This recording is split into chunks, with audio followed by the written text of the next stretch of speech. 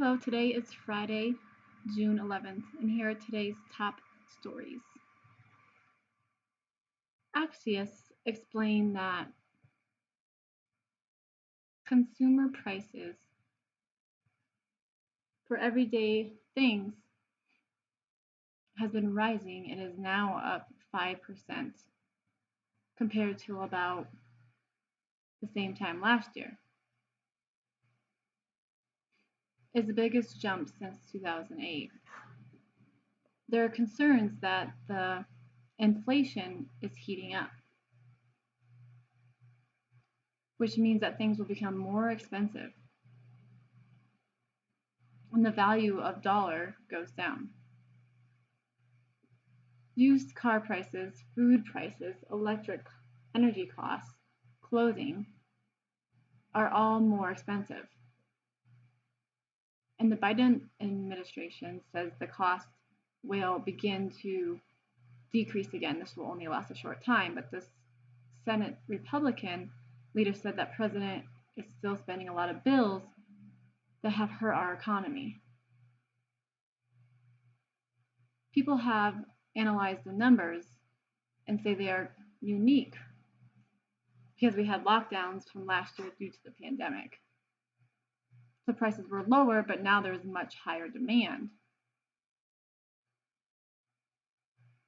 One big concern of the increase was rent, because it has not gone back like other items.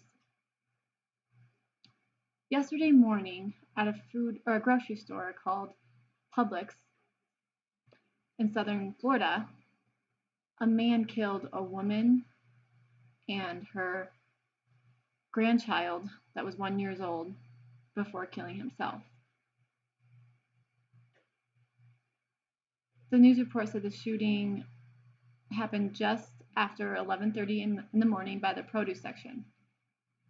The man's name is Timothy Wall, and the police say that there's no connection or relationship or reason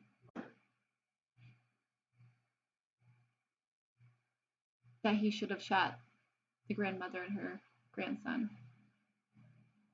The New York Times reported that the Trump Justice Department in 2017 and 2018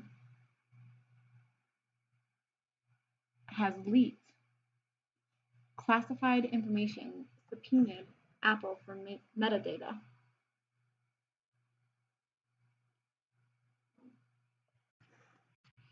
Information on devices that belong to at least 12 House intelligence.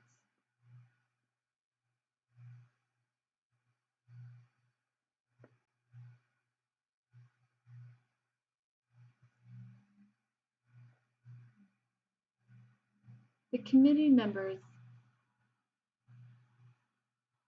and their families were impacted. The DOJ did not find any proof of the leaks.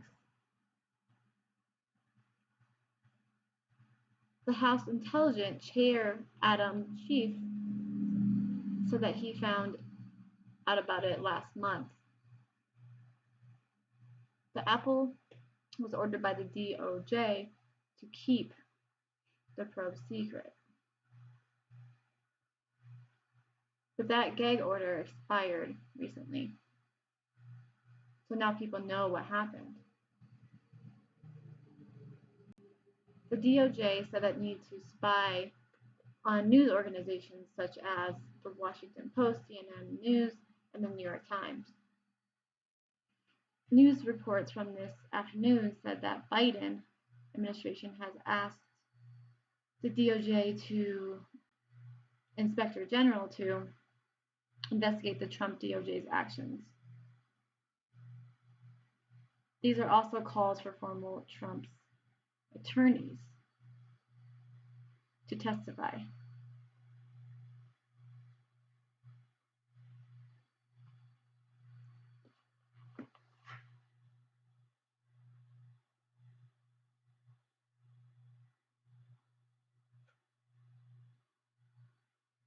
The Oregon House legislation voted to expel the state representative Mike Neerman, who's a Republican, for helping to plan an armed incursion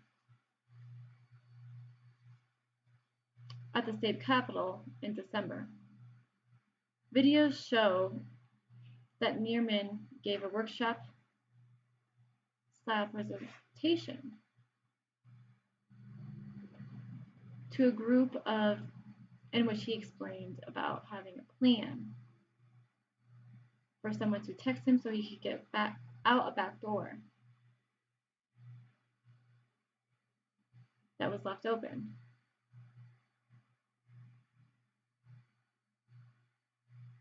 There were protesters outside and the state's COVID-19 restrictions that came in.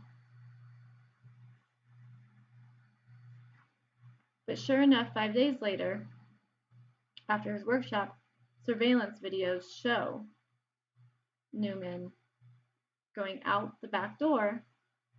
At the same time, there are many protesters waiting outside. Several managed to get in, but some protesters sprayed bear mace. Lawmakers that were inside the building at that time have a special meeting. It was a scene that looked similar to January 6th, but it was much less serious and intense.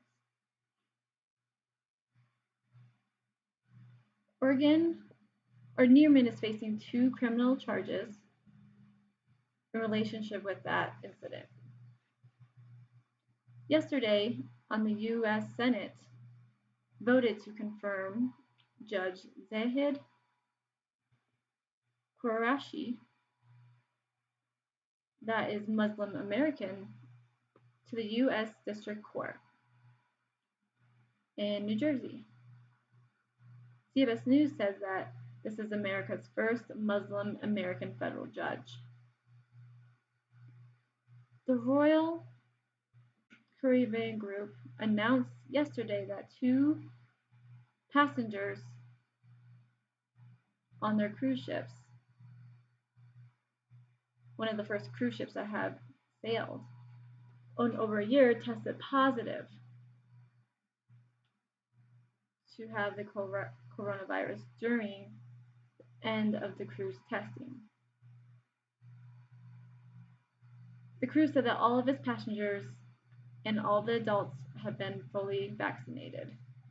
So the 2 cases are considered breakthrough cases in which a person gets infected after having the vaccine.